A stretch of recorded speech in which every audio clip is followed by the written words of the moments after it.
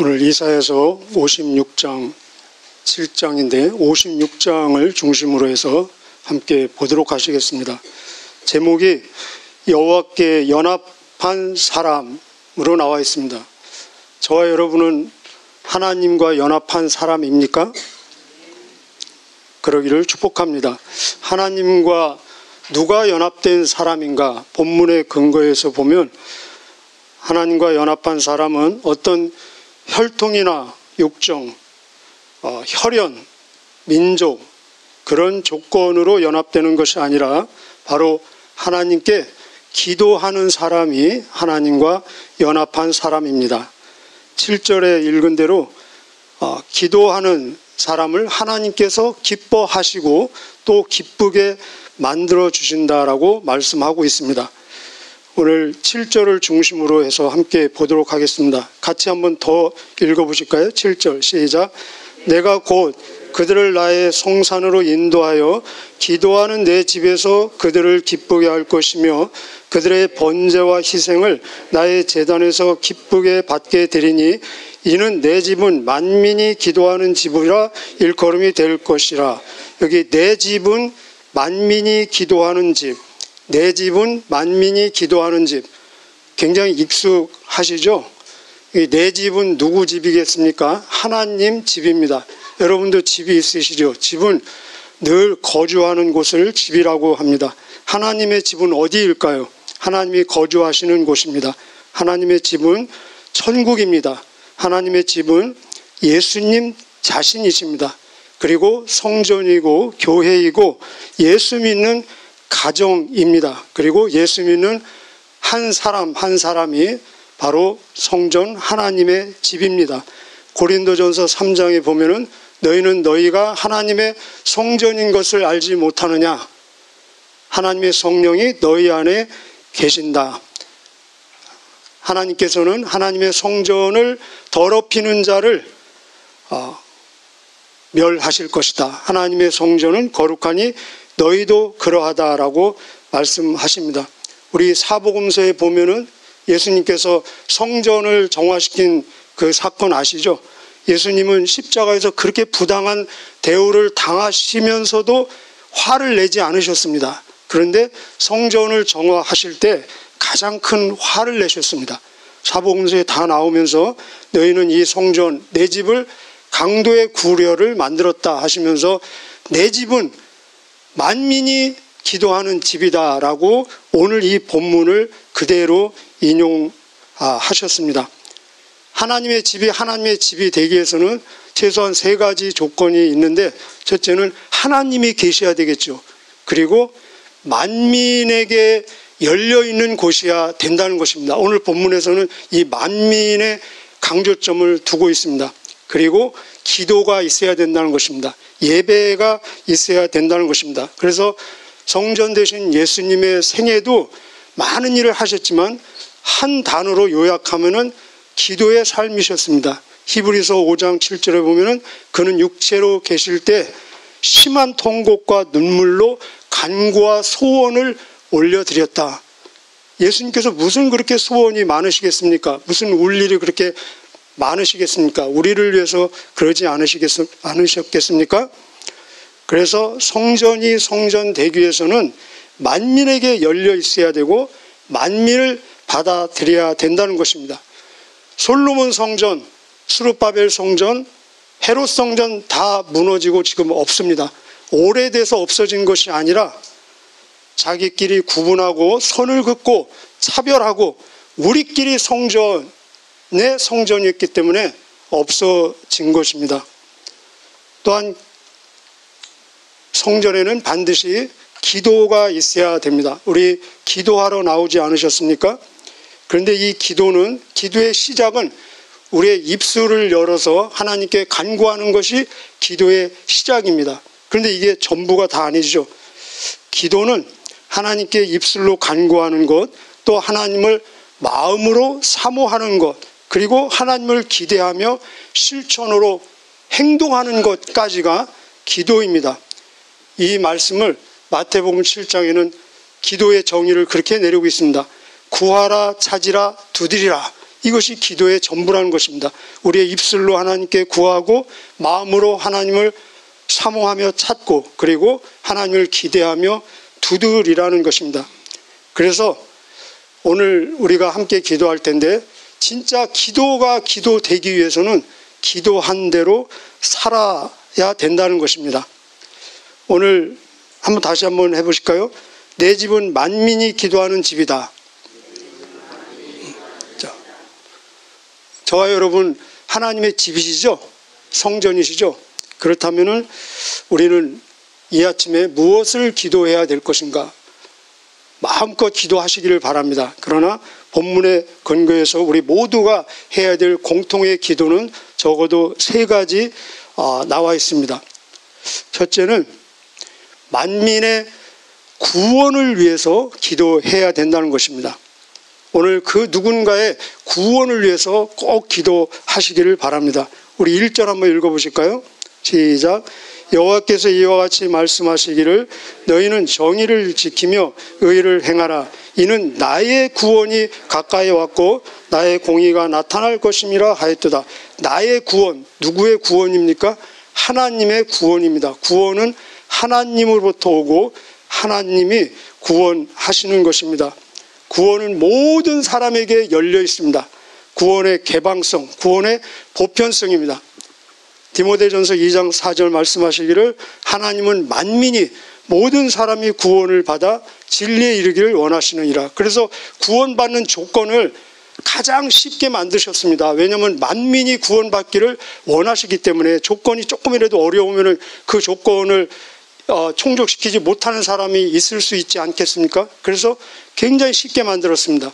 로마서 10장에 보면은 네가 네 입으로, 입은 다 주셨잖아요. 네가 네 입으로 예수를 주로 시인하고 네 마음에 하나님이 그를 죽은 자 가운데서 살리신 것을 믿으면 구원을 받으리니 누구든지 주의 이름을 부르는 자는 구원을 받으리라. 구원은 모든 사람에게 열려 있습니다. 어떤 사람들은 이 구원을, 기독교를 굉장히 폐쇄적이고 배타적이라고 얘기합니다. 사도행전 4장 12절에 보면은 다른 이로서는 구원을 받을 수 없나니 천하 인간에게 구원을 받을 다른 이름을 주신 일이 없습니다. 오직 예수님으로. 이것은 배타성, 폐쇄성을 얘기하는 것이 아니라 절대성과 유일성을 얘기하는 것입니다. 오직 한 가지 조건을 제시하셨다는 것입니다. 그래서 사실은 이것은 어려운 것이 아니라 쉽다는 것입니다. 오늘 여기 만민에는 누가 포함됩니까? 이방인도 포함합니다. 우리로 얘기하면은 애국인들, 나그네들, 불쌍한 사람들, 다문화 가족들, 그리고 심지어 고자까지도 여기 나오고 있습니다. 우리 한번 3절 한번 보실까요? 3절. 3절에 어떤 단어가 나옵니까? 여호와께 연합한 이방인 이렇게 나와 있죠. 이거는 글자적으로는 사실은 앞뒤가 안 맞는 글자입니다. 이방인은 하나님으로부터 떨어진 사람들이 지칭할 때 이방인이라고 했는데, 그런데 여호와께 연합한 이방인 이렇게 나와 있습니다.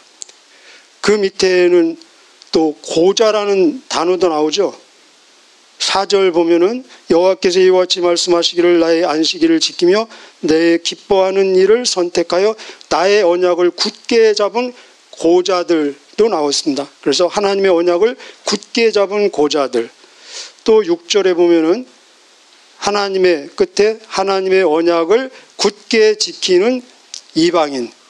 그래서 모든 사람들에게 열려 있고 고자, 심지어 고자까지. 여러분 여기 고자라는 단어가 나오니까 조금 읽기가 불편하십니까? 안 불편하셔야 돼요. 기쁘셔야 돼요. 그죠? 만약에 이 고자라는 단어를 접하면서 왜 이렇게 좀 불편한 단어까지도 이렇게 거룩한 성경에 나와 있을까로 만약에 생각이 된다면은 그는 제가 묵상해 보니까 나는 고자가 아니라고 우월감에서 나오는 것입니다. 그리고 내 잠재의식 속에 아직도 누군가 구원의 대상에서 배제되는 사람이 있지 않을까. 우리 구원의 공동체에서 아직도 배제되는 사람이 있다는 그 의식이 있다는 것입니다. 여러분, 고자가 얼마나 불쌍하고 불행하지 않겠습니까? 또 불행하고 불쌍한데 그 이유로 인해서 하나님의 구원의 반열에 들어오지 못한다면은 얼마나 2중, 3중, 4중 더 불쌍하고 비참하지 않겠습니까? 신명기 23장 1절에 보면은 고자가 나옵니다. 고자, 사생자, 그리고 암몬 사람, 모한 사람은 하나님의 성에, 여기로 말하면 하나님의 집에 들어오지 못할 것이다. 이렇게 혈연과 지연, 어떤 신체적인 조건으로 하나님 집에 들어오는 것이 방지되어 있었습니다. 그런데 지금 오늘 그 모든 장벽을 푸는데 내가 고자라면은 이 내용을 보면서 얼마나 감격적이고 막 기쁘고 환호하지 않겠습니까? 그래서 요한복음 1장 12절에는 영접하는 자 곧 그 이름을 믿는 자들에게는 하나님의 자녀가 되는 권세를 주셨으니 이는 혈통으로나 육정으로나 사람의 뜻으로 나지 아니하고 모든 장벽, 혈연, 지연, 이런 신체적인 결함, 모든 장벽을 다 허물고 오직 하나님께로서 난 자들이니라. 이것이 하나님의 구원을 향한 열정이라는 것입니다. 그래서 우리가 사실은 기도할 때마다 누군가의 구원을 위해서 기도해야 된다는 것입니다. 자, 두 번째, 우리는 만민을 위해서 무엇을 기도해야 되겠습니까?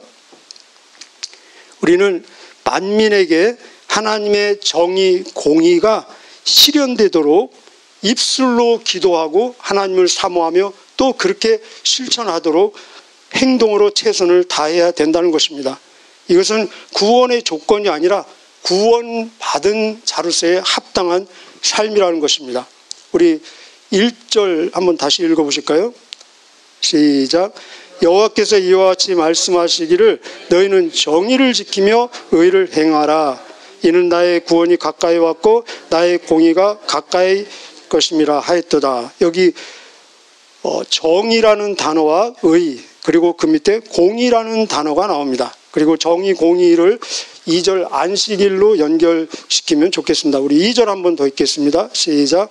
안식일을 지켜 더럽히지 아니하며 그의 손을 금하여 모든 악을 행하지 아니하여야 하나니 이와 같이 하는 사람, 이와 같이 굳게 잡은 사람은 뭐가 있도다? 복이 있도다라고 말씀하십니다. 그렇습니다. 하나님의 정의, 공의의 혜택이 만민에게, 모든 사람에게 공평하게 임하도록 우리는 기도하고 그리고 노력해야 된다는 것입니다. 이 세상, 죄로 오염된 세상은 절대 공의롭지 않습니다. 공평하지 않습니다. 불공정합니다. 우리는, 모든 인간들은 공의와 공평과 평등을 원하지만 이 세상은 철저히 불평등합니다. 왜냐하면 죄로 관용되어 있기 때문에.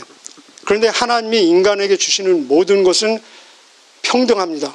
아주 공정합니다. 하나님이 주시는 것들을 한번 보십시오. 하나님이 주시는 햇빛, 공기, 은혜, 시간, 기회, 그리고 하나님이 제시하는 심판의 근거, 구원의 근거, 상급의 근거, 모든 것들은 공평합니다.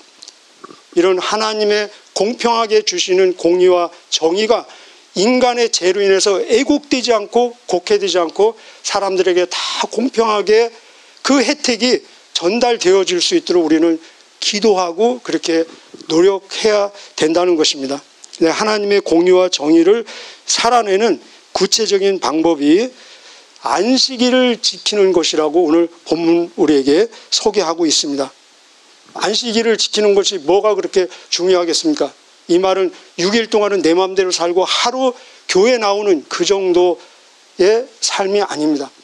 우리로 얘기하면 주일을 지키는 것이죠. 오늘로 보면. 그러면은 안식일을 지킨다는 것은 무엇을 의미하는가?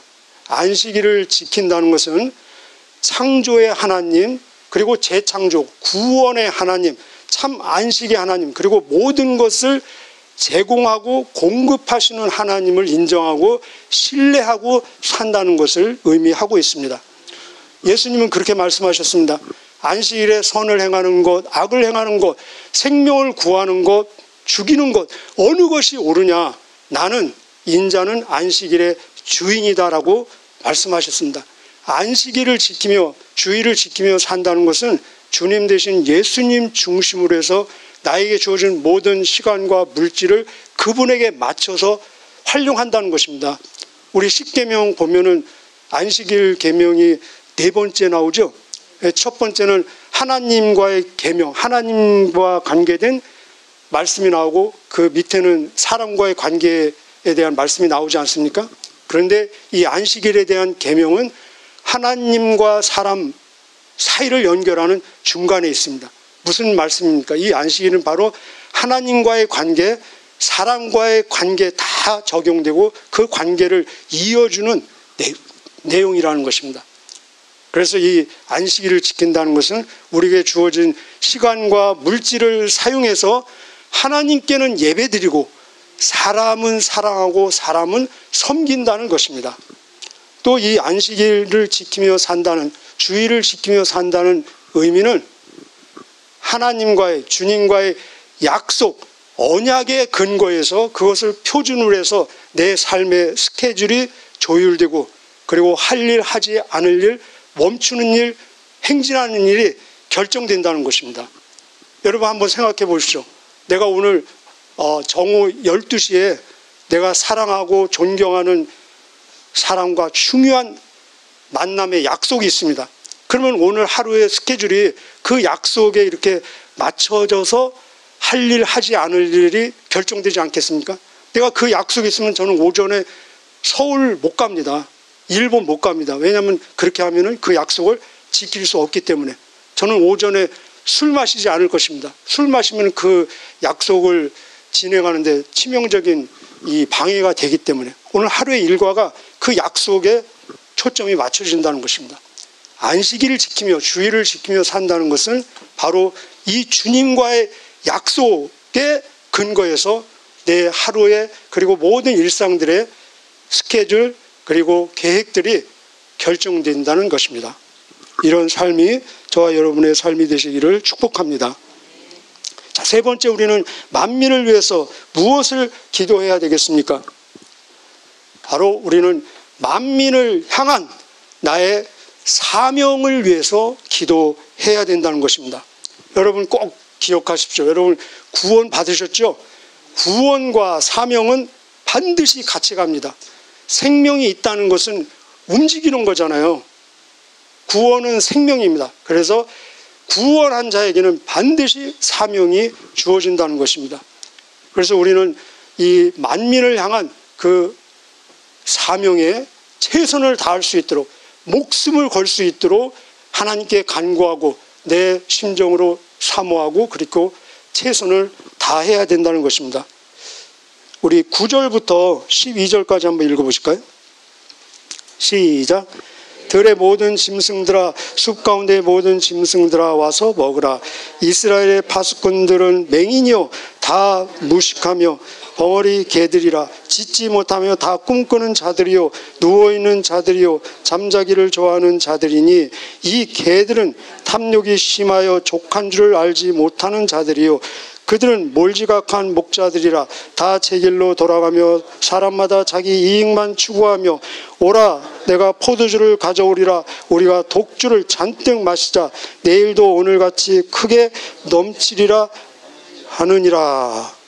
여기 막 다 안 좋은 내용이죠. 그죠?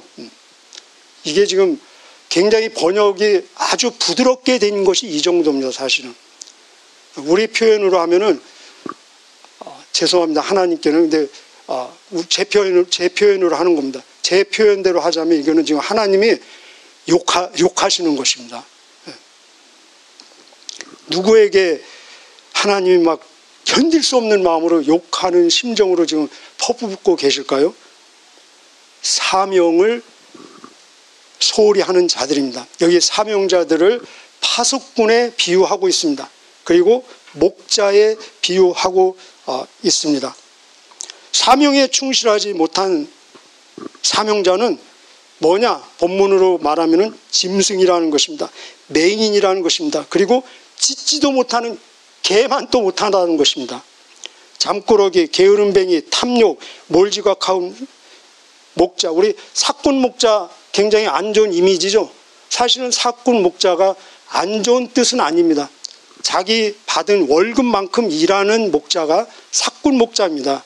그런데 사명에 불충실한 사명자는 사꾼 목자도 못 되고 여기 몰지각한 목자라는 것입니다. 그래서 자기 밥값도 못하고 이기적이고 막 나중에는 술 주정뱅이가 되지 않습니까? 그래서 하나님은 구원받지 못한 자를 보실 때는 굉장히 안타깝고 불쌍하고 슬픈 마음이지만 사명을 불성실한 사명자를 향해서는 견딜 수 없다는 것입니다. 그럼 우리에게 주어진 사명이 무엇이겠습니까? 많이 있을 수 있죠.